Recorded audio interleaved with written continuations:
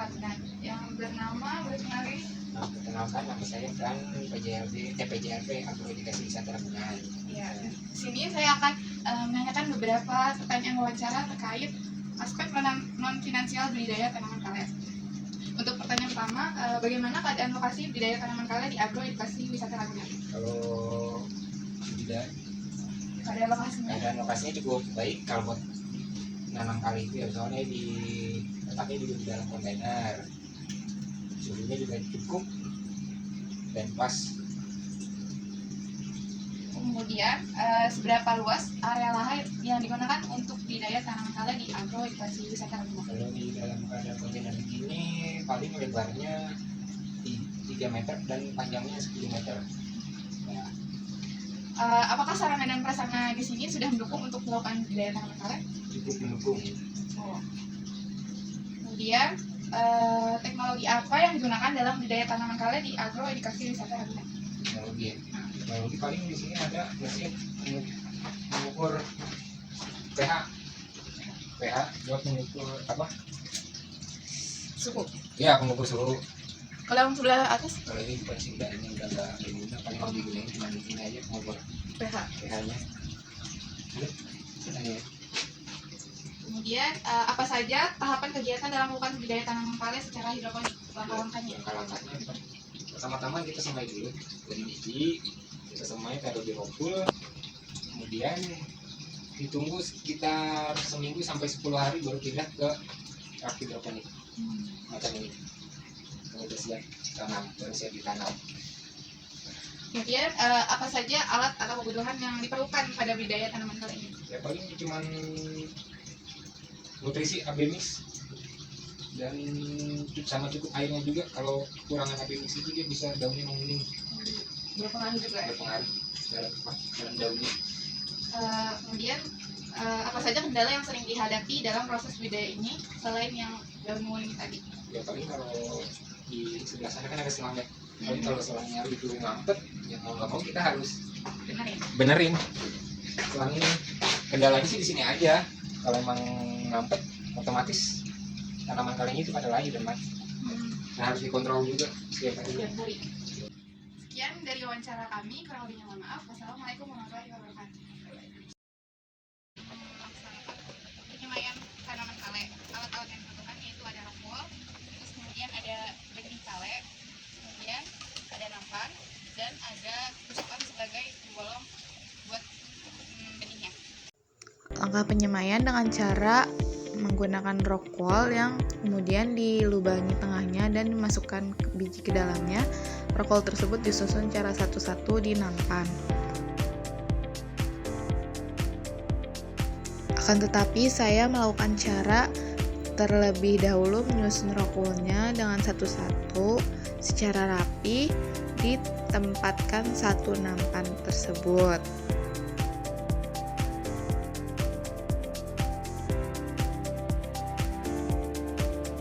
Kemudian dilubangi tengahnya dengan menggunakan tusuk lidi yang bertujuan untuk menempatkan biji kale tersebut. Untuk jarak melubangi bolongannya tidak boleh terlalu dalam dan tidak boleh terlalu luar juga. Selanjutnya masukkan biji kale satu persatu ke dalam rockwool tersebut hingga satu nampan penuh.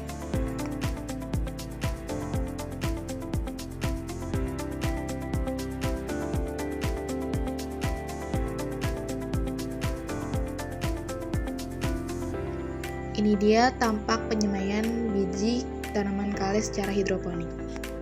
Selanjutnya langsung disiram dengan menggunakan alat penyiraman. Penyiraman dilakukan dengan secara merata agar biji kale dapat tumbuh dengan baik.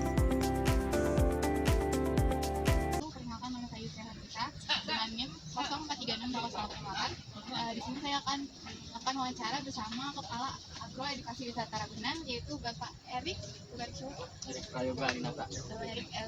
Prayoga Aminata. Untuk wawancaranya, saya ingin beberapa nanya pertanyaan terkait aspek finansial budidaya tanaman karet. Yang pertanyaan pertama, berapa banyak biaya investasi peralatan yang dikeluarkan untuk membangun kontainer farming, Pak? Kalau kontainer farming sendiri itu sebenarnya ya cukup lumayan besar ya. Untuk awal itu kita kemarin harganya di 200 juta. Kontainer, instalasi hidroponiknya di dalam, lalu lampu UV-nya, AC kita ada dua, satu 1,5 PK dan 1 PK. Lalu alat untuk nutrisi yang otomatis menarik juga, sama alat otomatis suhu. Jadi dia deteksi suhu, jadi kalau misalnya suhu berapa kita atur, dia akan mematikan AC-nya kembali ke suhunya. Ini nanti dia menghidupkan, kalau memang rendah jadi mematikan. Itu lalu faktor pertama nutrisi dan juga bibit tanaman dan peralatan hidroponik lainnya itu memang di angka 200 juta.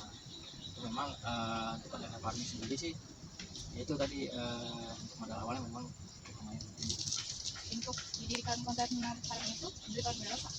Kalau kontainer sendiri sebenarnya itu dari tahun 2022. Nah, itu CSR dari KLN ke kelompok tani binaan Titak Rempaka. Jadi kemarin kurang begitu terawat di petani, gitu. Makanya di 2003 kemarin kita tarik, jadi kita yang mengelola semua PJLP di sini. Kemudian berapa biaya instalasi air yang digunakan Pak setiap bulannya untuk di daya tanaman kawet? Ini sih kalau secara spesifik sih kita nggak pernah hitung ya, cuman memang ya relatif ya. Kalau listrik lalu air itu ya cukup, AC itu mungkin ada di kisaran 2 juta 3 jutaan ya, karena itu AC 24 jam non-stop. Itu kita yang satu AC itu 24 jam non-stop. Satu AC itu memang kadang kita hidupkan, kadang kita enggak. Dan lampu juga, belum lagi pompa air untuk ininya mungkin di angka 2 juta sampai 3 juta sih untuk instalasinya per bulannya seperti itu. Kemudian berapa besar penghasilan para pekerja PLJP yang bekerja di awal? Oh, kalau PJLP itu kita di sini UMP DKI yang 4,3 juta ya sekarang. Nah, itu memang kalau dari sini PJLP-nya UMP DKI. Kemudian apakah ada daya tambahan Pak atau daya lain yang